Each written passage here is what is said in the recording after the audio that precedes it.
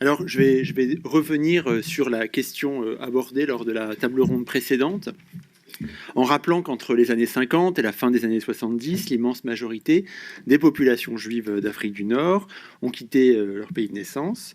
Je vous rappelle juste qu'on évalue à peu près à 120 000, 140 000 la population juive en Algérie, environ 250 000 au Maroc et environ 100 000 en Tunisie. C'est des grandes masses.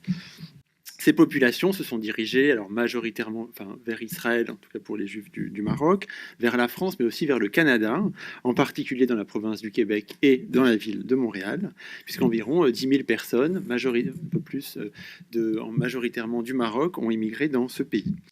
Alors les départs, je ne reviens pas sur les débats, sur les départs, les conditions de départ des populations juives du Maghreb, qui ont été expliquées de différentes manières, le résultat de l'acculturation, la fin de la colonisation, l'accession des trois pays à l'indépendance, je rappelle en 1956 pour la Tunisie et le Maroc, et en 1962 pour l'Algérie, les difficultés rencontrées par les populations juives pour trouver leur place dans les nouveaux États indépendants, ou encore l'action des organisations juives israéliennes, de Palestine et israéliennes, en particulier au Maroc.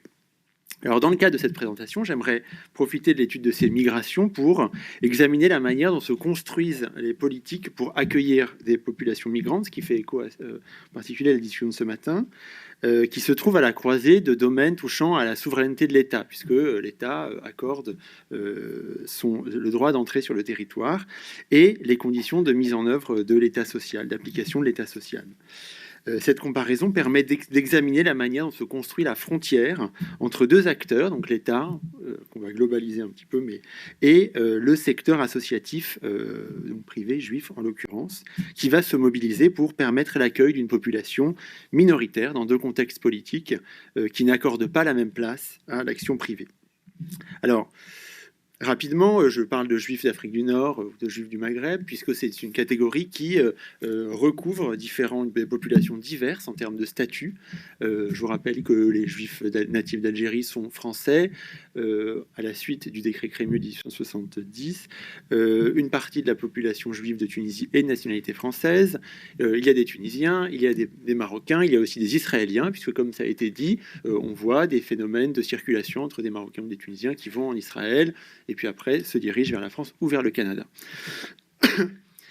Sur la nature de cette comparaison entre France et Canada, c'est les deux, je rappelle rapidement, ces deux structurations politiques différentes. Le Canada est un pays fédéral et la compétence migratoire relève du niveau fédéral, même si au fur et à mesure des années 60, la province du Québec s'affirme politiquement dans le domaine de l'immigration, mais le droit d'accéder au territoire, le droit accordé à l'immigrant d'y vivre et d'être en conformité avec la loi, et relève du niveau fédéral qui, alors en 1947, donc un peu après les éléments qu'on a regardés, on a examiné ce matin, réouvre les frontières du Canada dans une perspective de reconstruction et de développement économique. Donc après les années de fermeture dont on a parlé ce matin, il y a une réouverture dont on va voir qu'elle n'est pas sans condition et elle fait l'objet d'une attention particulière. Mais on voit dans cette période-là, rapidement, une étatisation, c'est-à-dire que l'État canadien prend de l'importance sur l'immigration. Au niveau provincial, l'action sociale au niveau provincial, donc au Québec, province au Québec, était très marquée par les associations privées, et dans les années 60, le gouvernement provincial étatise en quelque sorte l'action privée. Donc c'est deux domaines où l'étatisation est forte. En France, on sent quand même ce mouvement d'étatisation après la Seconde Guerre mondiale, avec la réglementation sur l'immigration. Je ne reviens pas sur les différentes ordonnances, mais qui en gros ont pour ambition de développer l'immigration dans la perspective de reconstruction. Et aussi une étatisation de l'action sociale, des dispositifs de protection sociale avec la généralisation de la sécurité sociale et ce mouvement. Alors, je rappelle ça parce que c'est important de montrer que cette étatisation de l'immigration, de l'action sociale, va aussi de pair avec une densification de l'action privée. Et on ne voit pas... alors, je prends l'exemple de la France rapidement, mais il y a aussi, donc, après la Seconde Guerre mondiale, je rappelle les travaux de Laura Hobson-Ford, la reconstruction de la judaïsme française, des institutions françaises, va avec un accent mis sur la reconstruction des associations privées, avec par la suite la création du Fonds social juif unifié en 1949-50. Et donc, on voit une densification institutionnelle qui doit être mise en perspective. Donc, c'est pour essayer de montrer voilà, que l'étatisation, en tout cas, s'inscrit aussi dans le cadre d'un moment où l'action privée n'est pas mise de côté, mais elle est aussi très importante. Et donc, ça va permettre un petit peu d'analyser les reformulations de l'action privée, qu'on appelle philanthropie, charité, bienfaisance, tzedaka dans le monde juif. Alors, les actions, les organisations. Je vais essayer de montrer sur 2 domaines, en particulier les domaines politiques liés au statut des populations juives et je mentionnerai quand même les questions liées à l'intervention sociale. Dans ces domaines-là, comment les associations juives pensent et agissent vis-à-vis de l'État. Je vais un petit peu mettre de côté ce dont on a parlé tout à l'heure, qui est le vécu des individus. Et effectivement, les dossiers du CASIP montrent des histoires de vie. Je vais un petit peu les mettre de côté pour bien montrer comment là, les organisations se pensent vis-à-vis de l'État. Alors, je vais revenir tout d'abord sur l'implication des associations juives, françaises et canadiennes dans le processus de migration. Donc ce moment de l'immigration des Juifs d'Afrique du Nord s'inscrit dans un moment plus global d'après-guerre et d'inquiétude des associations juives transnationales, internationales, sur l'avenir des populations juives du Maghreb, du Maroc principalement, puisque c'est la plus grosse communauté. Alors on retrouvera quelques années plus tard cette même inquiétude en direction par exemple des Juifs du RSS, mais après la Seconde Guerre mondiale, il y a dans les organisations juives américaines en particulier, dans les organisations religieuses, une inquiétude, préoccupation sur le devenir des populations juives, avec la crainte avec l'ombre portée de la Shoah, qui fait craindre des disparitions. Alors, cette inquiétude conduit les associations juives de différents, sionistes, pas sionistes, religieuses, pas religieuses, à se mobiliser selon leur propre tradition d'assistance, selon leur positionnement politique, on dirait peut-être maintenant selon leur projet associatif, pour essayer de bâtir un petit peu leur propre politique. Donc c'est dans cette toile de fond que les associations juives canadiennes et françaises se mobilisent selon des modalités différentes, puisque pour schématiser, je vais développer, les associations juives canadiennes ouvrent le chemin migratoire de l'Afrique du Nord vers le Canada. C'est elles qui négocient avec l'État fédéral pour faire entrer les Juifs d'Afrique du Nord, tandis que les associations juives françaises réagissent aux arrivées qu'elles ne maîtrisent pas. Alors, l'idée, on peut se demander effectivement d'où vient l'idée de permettre à des populations juives d'Afrique du Nord d'immigrer au Canada. De fait, au fur et à mesure des années, il s'avère que c'est donc les populations juives du Maroc qui vont majoritairement s'y rendre, mais au début, dans les années 50, à la fin des années 50, le programme qui va être mis en place, alors je vais juste présenter très succinctement, concerne les Juifs de Tunisie, du Maroc et d'Algérie. Il se trouve que le programme a trouvé sa pleine application au Maroc, mais il concernait aussi les autres pays. Alors, je vais un rapide point juste pour montrer le projet d'immigration des populations juives au Canada est lié aux relations entretenues entre 2 associations juives, une américaine, une canadienne. L'association juive américaine, c'est United HIAS Service, HIAS, dont peut-être certains ont entendu parler, et qui est le résultat d'une fusion de différentes structures américaines, et une association juive canadienne, dont on n'a pas encore parlé, qui s'appelle Jewish Immigrant Aid Services, JIAS.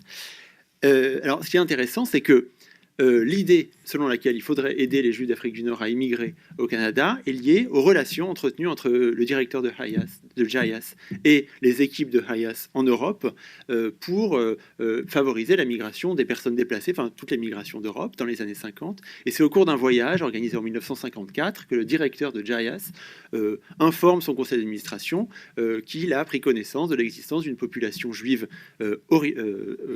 occidentalisée au Maroc en particulier, qui n'est pas intéressé par partir en Israël et il serait intéressant d'aider à faire venir au Canada. Et finalement, ce programme s'inscrit dans le cadre d'autres programmes qui sont menés avec HIAS pour faire venir différentes autres populations d'Europe. Il se trouve que ce programme va se matérialiser. Un rapide rappel qui va permettre de comprendre l'action des organisations. À cette période-là, le Canada a ouvert ses portes, certes, mais il a une politique migratoire discriminatoire sur la base du pays d'origine. Et donc, il y a certains pays qui sont des pays favorisés et certains pays qui ne sont pas des pays favorisés quand vous déposez votre dossier d'immigrant. Et il y a des pays qui ne sont pas officiellement, desquels on ne peut pas immigrer officiellement, sauf des cas très très restreints. Et un exemple, si on lit si on s'amuse à lire la réglementation migratoire canadienne dans les années 50, un Marocain né au Maroc ne peut pas immigrer au Canada. Ici, il pourrait éventuellement, s'il allait en Israël, aurait la nationalité israélienne, il pourrait immigrer en tant qu'Israélien, mais parce que Israël, il se trouve, est dans la liste des pays qui sont éligibles, mais en gros, les pays, principalement les pays d'Afrique, ne le sont pas. Alors, c'est justement sur la base de cette impossibilité juridique que vont se mobiliser les associations juives canadiennes, le Congrès juif mondial, l'association Jayas dont j'ai parlé. Alors très rapidement, je ne peux pas revenir en détail, mais très rapidement, elle s'appuie sur plusieurs idées. Déjà sur l'idée, en fait, finalement, c'est ça qui est assez intéressant, à vrai dire, en termes de mobilisation associative. Jayas, le directeur de Jayas, qui est quelqu'un de très, très enthousiaste et très, je pense, qui est aussi marqué par le fait qu'ils n'ont pas réussi à faire venir les populations juives pendant la Seconde Guerre mondiale. Donc il y a cette idée derrière, se mobilise et il fait flèche de tout bois. C'est-à-dire qu'il va essayer de convaincre, alors ça dure pendant donc, une vingtaine d'années, mais à chaque programme d'immigration, il va convaincre le gouvernement que les populations juives sont en danger, donc c'est pour des raisons humanitaires. Ils sont occidentalisés, ils sont bien éduqués, ils peuvent bien s'intégrer dans le pays, ils sont quasiment des réfugiés. Enfin, il va vraiment essayer de développer, de coller à la politique de l'État fédéral pour essayer de faire rentrer dans des cases des populations qui ne devraient pas y être, en tout cas pas dans les années 1954-1955. Et l'autre élément très important, c'est que l'association s'engage à prendre en charge, elle apporte une garantie auprès de l'État pour venir en aide et se charger de l'intégration de ces nouveaux arrivants, en tout cas l'installation de ces nouveaux arrivants. Alors je reviendrai rapidement sur la question de la garantie, mais déjà vous pouvez voir que voilà, dans la construction d'une politique migratoire, l'association, voilà, on a un moment où les associations font bouger les frontières de la réglementation et s'investissent pour faire venir cette population. En France, la dynamique est différente. Bien sûr, alors on assiste à une mobilisation des institutions communautaires. Là, certaines institutions ont aidé à la marge des départs en France. Je pense à l'association Hayas qui avait un bureau à Tunis qui a aidé, qui a financé certains départs vers la France, mais ça n'avait pas l'air, c'est pas une politique concertée il faut aider les Juifs de Tunisie à venir en France. C'était manifestement de ce que mes recherches ont montré, voilà, une situation qui était possible, mais qui n'était pas non plus une politique concertée. Mais néanmoins, je vais synthétiser, mais les associés, enfin en tout cas dans le milieu institutionnel juif officiel, il y a l'idée que il faut aider les populations qui vont arriver, parce qu'elles vont permettre de repeupler les synagogues qui sont vides. C'est un thème qui revient souvent dans la presse juive des années 50.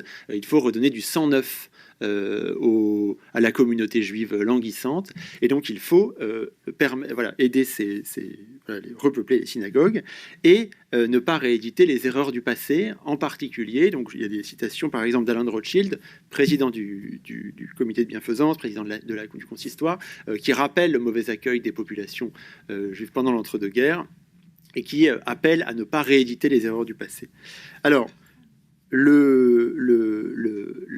mais néanmoins, toutes ces associations vont réagir aux arrivées, en particulier aux arrivées brutales de 1962 et même au flux assez conséquent de la fin des années 50 et des années 60 de population de Tunisie. Néanmoins, des institutions sont mises en place. Je pense en particulier au Fonds social juif unifié qui participe à l'action d'accueil.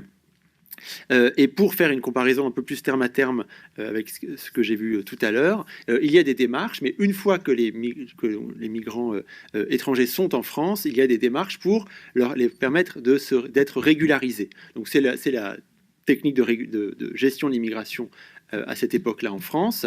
Les étrangers arrivent et puis au bout de 3 mois, ils vont se faire régulariser à la préfecture. Il y a les institutions juives mettent en place alors ces différents accords qui sont donnés par courrier entre le ministère de l'Intérieur et principalement le Fonds social juif unifié. On trouve aussi parfois des instructions de préfets qui recommande la bienveillance pour les personnes juives. Alors, ce qui est intéressant en termes de catégorie politique, puisque ça pose la question de comment les juifs pouvaient se faire reconnaître comme juifs à la préfecture.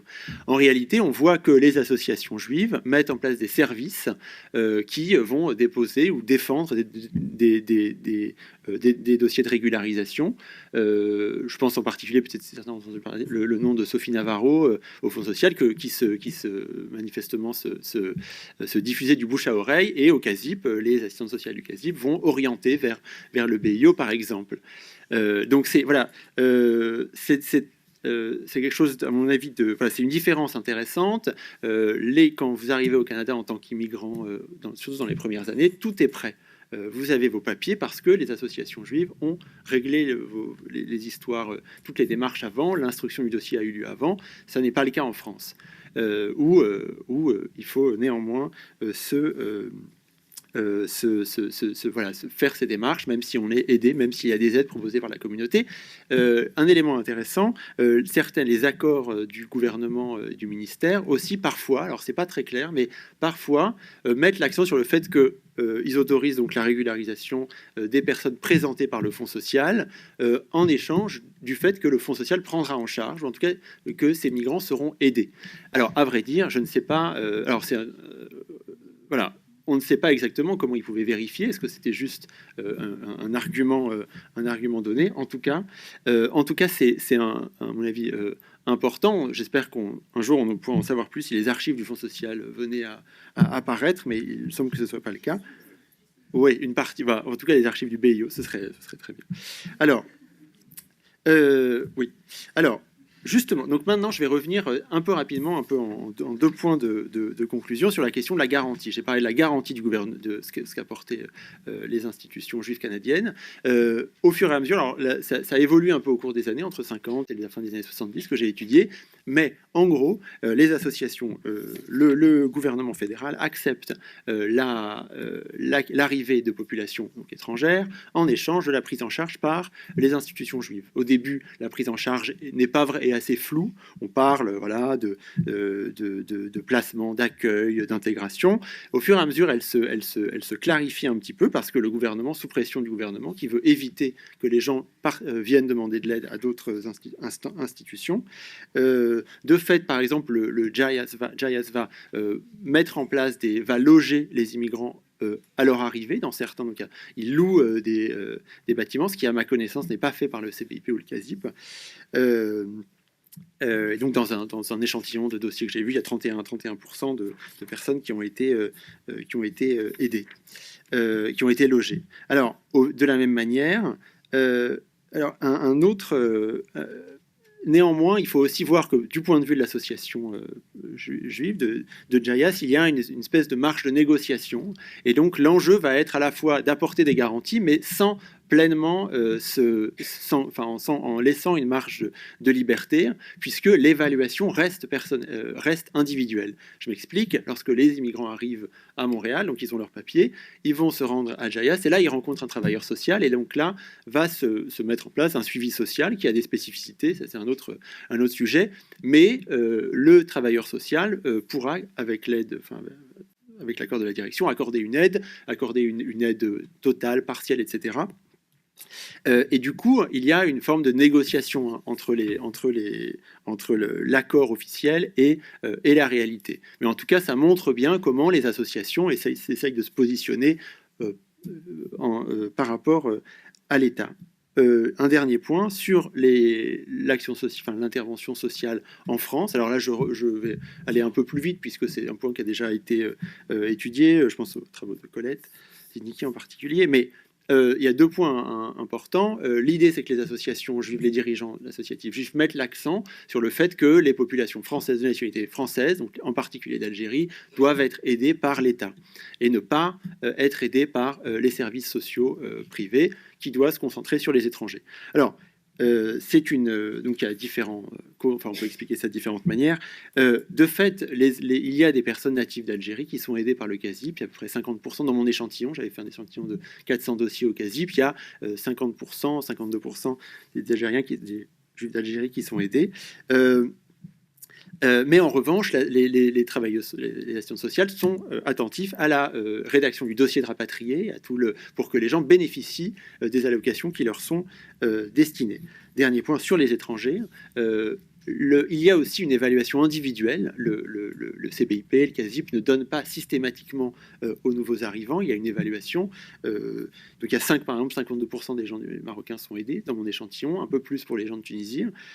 C'est tout un sujet pour savoir pourquoi est-ce que les gens de Tunisie sont plus aidés que les gens du Maroc. Mais bon. En tout cas, ce qui est important, c'est que les travailleurs sociaux sont aussi attachés à ce que les personnes qui arrivent étrangères bénéficient des dispositifs de la protection sociale, alors soit universelle, soit assurantielle. Je m'explique. On voit dans les dossiers des références aux allocations familiales. Donc les assistantes sociales aident les bénéficiaires, les usagers, à faire leur dossier, attendre, puisque quand ils arrivent, ils ne peuvent pas bénéficier encore des allocations familiales, et les allocations familiales sont prises en compte dans le calcul des ressources. Et dernier point, c'est la question du travail. On a mentionné la question de la réhabilitation par le travail, qui est un point très important du travail social depuis le 19e siècle, mais c'est aussi important puisque ça permet aux nouveaux arrivants de bénéficier du chômage lorsqu'ils sont au chômage. Donc du coup, il y a permettre aux gens d'avoir un travail au moins pendant quelques mois, les inscrire dans les dispositifs de protection sociale. Et donc là, on retrouve ce que Robert Castel montrait sur le fait que le sociologue Robert Castel, sur le fait que le travail social permettait des dispositifs de rattrapage des dispositifs de protection sociale globaux. Alors j'espère j'ai un peu montré, même un peu rapidement, les différences. Enfin, ça fait un peu le jeu des différences, mais il y a aussi des points communs sur le positionnement des associations juives dans les rapports à l'État pour les populations juives. Merci. Alors, normalement, dans la sociologie de l'intégration, si je dois résumer, on peut dire que les gens aiment ce qu'ils font. Ils analysent l'intégration dans un des trois niveaux d'analyse. Un niveau microsociologique, niveau mésosociologique, niveau macrosociologique. Qu'est-ce que ça veut dire? Chaque niveau comprend les acteurs principaux qui sont actifs dans le parcours ou dans la trajectoire intégratoire d'un individu. Donc, le niveau microsociologique, bien sûr, ça parle, les sociologues qui analysent l'intégration du point de vue microsociologique regardent, par exemple, l'effet des ressources économiques de l'immigré sur sa intégration, l'effet de l'éducation ou les ressources éducatives que l'immigré a sur son intégration. Puis, on a le niveau microsociologique qui essaye de comprendre un peu la dynamique de l'économie politique, la politique d'immigration-intégration dans chaque pays et quelle influence ça a sur l'intégration des immigrés dans des époques différentes. Le niveau entre les deux, ce que j'appelle le niveau mésosociologique, c'est le niveau un peu plus rare. C'est pas très commun de voir des études, disons, sociologiques sur ça, mais ça regarde, essaye de comprendre les dynamiques et les impacts des acteurs au niveau mésosociologique. Ça veut dire l'impact des organisations de société civile, des ONG, l'impact des dynamiques du quartier, le quartier de Belleville ou d'autres quartiers où, par exemple, il y a plein de juifs qui y ont habité pendant un moment. Comment ça rentre dans l'histoire de l'intégration des gens. Et en fait, le niveau mésosociologique, on ne l'étude pas beaucoup parce que c'est difficile de récolter, d'avoir de données sur ça. C'est pas juste une question de faire un échantillon statistique et faire quelques modèles de régression statistique. Et en même temps, c'est beaucoup plus difficile de comprendre exactement quelles étaient les ONG ou les organisations ou les réseaux sociaux qui ont joué un rôle dans un parcours intégratoire.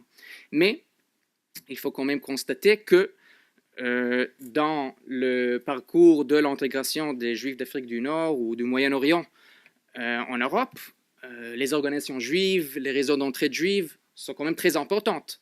Donc, sans comprendre l'effet de ces acteurs-là, les acteurs mésosociologiques, on ne peut pas vraiment comprendre le processus d'intégration des Juifs, au moins dans les dernières 70 ans. Donc, je vous montre un peu, voilà, qu'est-ce que ma recherche, de quoi il s'agit. Donc, je compare entre l'intégration des Juifs d'Égypte et de Tunisie en France, en focalisant sur les organisations que vous voyez là. Vous les connaissez, j'en suis sûr, la FJU, CBIP devenu CASIP, que Jasser et Hort, qu'ils ont tous voilà, des fonds d'archives et qu'ils ont fait beaucoup de choses pour ces immigrés-là. Et ensuite en Angleterre, qui a aussi reçu des vagues d'immigrés d'Égypte et pardon, c'est pas de Tunisie, c'est censé être d'Irak. Mais juifs d'Irak, juifs d'Égypte, pendant les années 50 et 60 et un peu 70. C'est une histoire moins connue parce qu'il s'agit de vagues assez petites, mais il y avait quand même aussi une mobilisation communautaire qui a été faite, qui a eu lieu pour les aider. Les organisations que je recherche dans ce cadre-là, voilà, ce sont les 6 que vous voyez là. Le CBF, le Fonds britannique central de secours et réhabilitation juif, le Conseil des députés, l'abri temporaire des juifs, Synagogue espagnole et portugaise, Association anglo-juive et le Conseil des gardiens juifs. Ça, c'était les organisations principales qui se sont mobilisées pour aider les juifs d'Égypte, les juifs d'Irak en Angleterre. Il faut prendre conscience des particularités de l'histoire de l'immigration juive dans ces deux pays. Quand je dis les particularités, je veux dire particularités relatives aux autres groupes immigratoires qu'on étudie normalement en sociologie, dans la sociologie de l'immigration du XXe siècle. Donc, les particularités sont déjà que l'immigration juive en France ou en Angleterre, par exemple, il s'agit en fait de plusieurs migrations, de plusieurs groupes différents. Voilà, il y a le groupe en France, il y a les Juifs de Tunisie, les Juifs de Maroc, les Juifs d'Algérie, et ceux qui sont tunisologues sauraient dire que même même quand on parle aux Tunisiens, on dit ah non, Djerba, c'est pas la Tunisie, c'est un autre pays ça. Donc il y a vraiment une diversité assez impressionnante. Nationale, oui, régionale. Et en plus, à celle-ci s'ajoute une diversité économique et démographique dans chaque groupe national de juifs qui arrivent en France ou en Angleterre. Je parle de diversité socio-économique, professionnelle, diversité d'éducation. Voilà, il y a classe moyenne, classe modeste, classe plus aisée. Et démographique, ça veut dire, voilà, comme il y a les femmes, les hommes, les gens plus âgés, les petits-enfants. Donc, pour comprendre, pour pouvoir analyser comment les organisations juives rentrent dans cette histoire de l'intégration juive, il faut se poser la question, qu'est-ce que les organisations font pour qui? Parce que ce n'est pas uniforme, ce n'est pas homogène. Chaque sous-groupe de chaque vague immigratoire a des besoins spécifiques qui sont ou ne sont pas répondus, qui ne sont pas servis par les organisations juives et l'entraide juive. Et bien sûr, il y a une autre source de diversité, c'est les statuts légaux.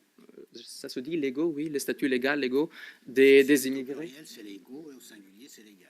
Merci.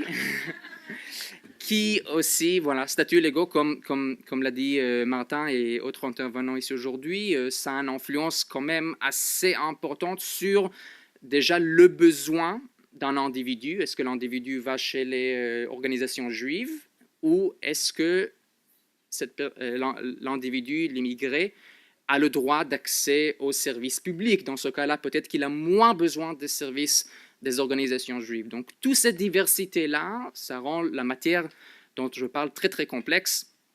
Et en plus de ça, juste pour ajouter un autre niveau de complexité, il faut se demander quand on dit quel est le rôle des organisations juives, il faut les mettre en relation avec d'autres sources d'aide mésosociologique. Donc, il y a les organisations juives d'un côté, mais il y a aussi les services publics qui aident les immigrés juifs. Il faut comprendre quelles sont les relations entre ces deux sources d'aide.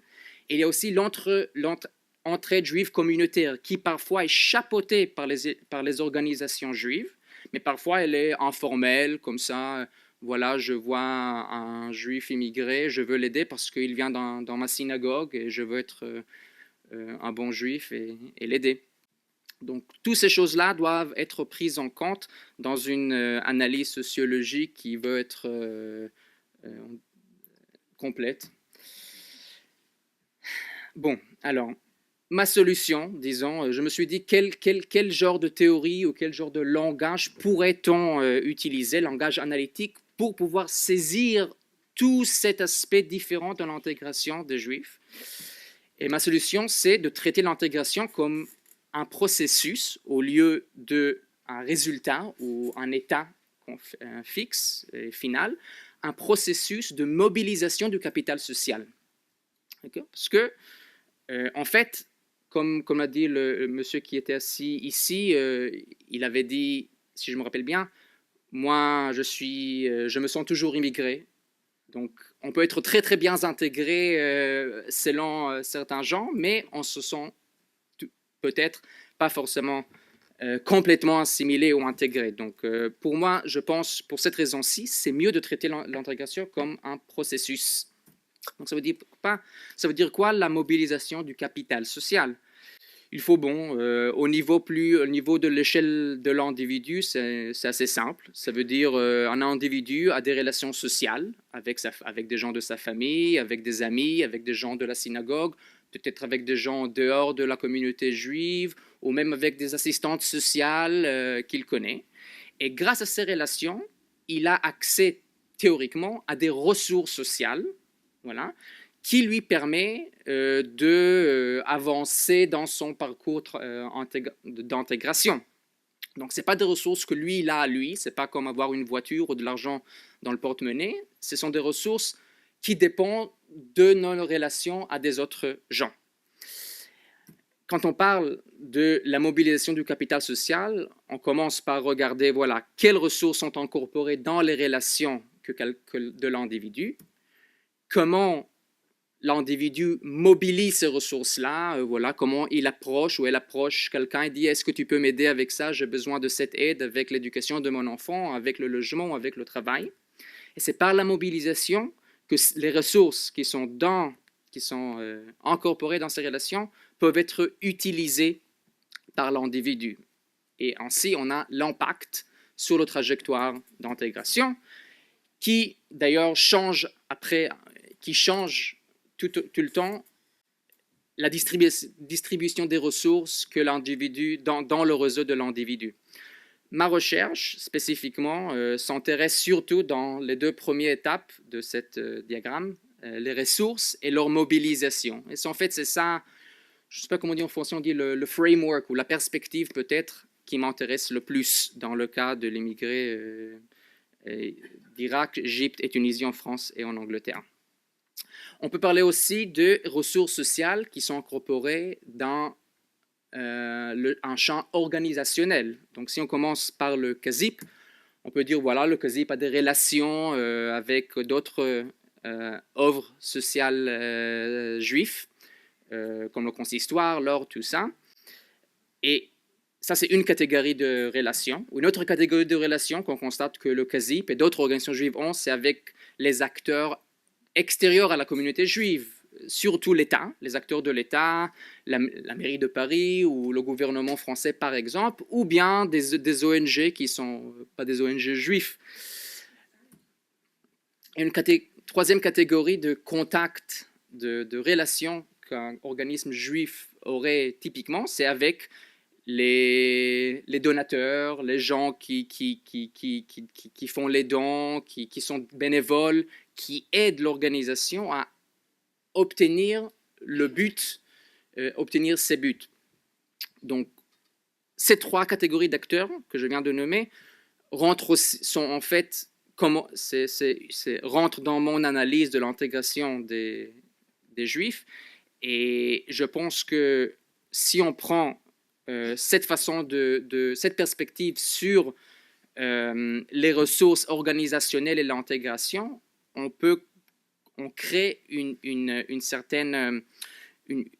ça nous permet de pouvoir comparer les trajectoires d'intégration dans communautés juives différentes ou bien les comparer entre groupes immigratoires différents. Parce que ça standardise nos analyses. Bon, alors, ayant décrit un peu ma perspective, la contribution de la sociologie, je vais parler très rapidement un peu de les choses que j'ai déjà pu découvrir pendant mes recherches, qui sont quand même pas finies, qui sont toujours en progrès. Mais juste pour vous donner, je veux vous donner une idée de comment, en utilisant cette perspective de capital social, mobilisation de capital social, on peut déjà créer une typologie ou une certaine analyse intéressante du processus d'intégration dans les deux pays et les trois communautés et les trois groupes immigratoires que j'ai nommés. Donc, merci. Donc déjà, moi, ce que comme j'ai dit avant, ce que m'intéresse, c'est déjà, bon, quelles sont les ressources fournies par les organisations juives, voilà, parce que quand on se demande quel est le rôle des organisations juives dans l'intégration des Juifs, il faut se demander quelles sont les ressources fournies par ces organisations-là et qui bénéficie oui, de ces ressources-là. Parce que bon, c'est sympathique de décrire les organisations, qu'est-ce qu'elles font de façon générale. Mais pour comprendre l'impact sur l'intégration, le rôle dans l'intégration, il faut vraiment aller dans le micro et regarder comment des groupes de juifs différents, d'immigrés juifs différents, reçoivent des ressources différentes, des organisations différentes. Il y a plusieurs façons de voir de diversité. Donc, moi, ce que j'ai pu voir déjà en Angleterre et en France, c'est qu'il y a deux genres de ressources fournies par les organisations. Il y a les ressources d'intégration, disons classiques, le secours et l'insertion sociale. Donc ici, je parle surtout de l'aide au travail et de logement, aide médico-sociale, encadrement d'enfants, les prêts financiers, les aides financières, tout ça. Et quand on se demande qui bénéficie de ces ressources, ce n'est pas tous. Ce n'est pas tous les sous-groupes d'immigrés. C'était ceux qui avaient besoin, mais ça veut dire quoi qu'ils avaient besoin? Ceux qui avaient besoin selon les évaluations des assistantes sociales, comme l'a dit Martin. Il y avait quand même un travail d'évaluation constant qui a été fait par des assistantes sociales juives en Angleterre et en France pour évaluer si quelqu'un a un vrai besoin. Une autre catégorie de ressources, la deuxième catégorie de ressources fournies par les organisations juives, étaient les ressources d'intermédiation publique politique, c'est ce que je l'appelle. Ça veut dire des choses comme intervenir auprès des instances de l'État pour régulariser les immigrés. Ça se fait en Angleterre et en France, comme l'a dit Martin aussi. Pour les Juifs d'Égypte, d'ailleurs, il y avait toute une mobilisation communautaire, organisationnelle communautaire qui a été faite pour obtenir des compensations pour les biens qu'ils avaient laissés en Égypte en étant expulsés d'Égypte. Ils ont laissé des biens et donc il y avait des compensations qui ont été obtenues grâce aux efforts de la communauté juive. Et la logique qui détermine qui reçoit ces ressources-là, ce n'est pas une logique de besoin, c'est une logique de statut. Ah, vous êtes un juif égyptien, vous avez la nationalité française, bon, alors vous recevrez cette aide de nous. Si vous n'avez pas la nationalité française, on ne peut pas vous aider parce que notre intervention auprès de l'État, ils ont seulement à voir avec les juifs d'Égypte avec nationalité française.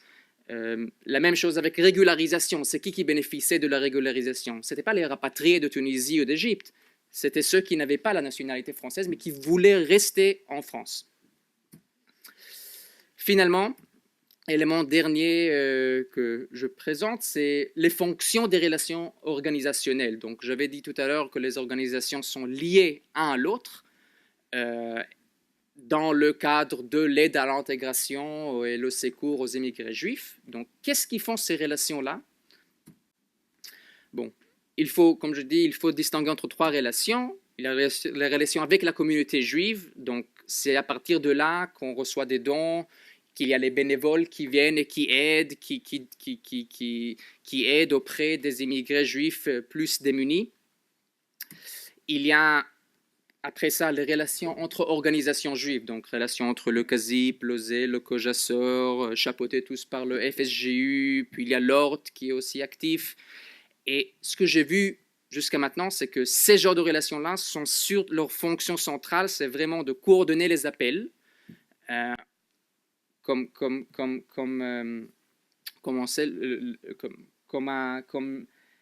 Laura Hobson-Faure a montré, en France, les appels sont vraiment unifiés. Il y a une interdiction de faire des appels à la communauté parce que l'aide du joint dépend de ça. C'est pour ça qu'il crée le FSJU pour coordonner ces appels. Puis il y a le partage d'informations sur les usagers et il y a la coordination des services rendus par les organisations différentes. Finalement, il y a la relation avec les instances publiques, une autre catégorie de relations organisationnelles. Et là, ça a à voir avec les partages d'informations avec assistance sociale publique, aide financière publique, régularisation, toutes ces questions-là. Donc voilà, je vais vous laisser donner. Merci.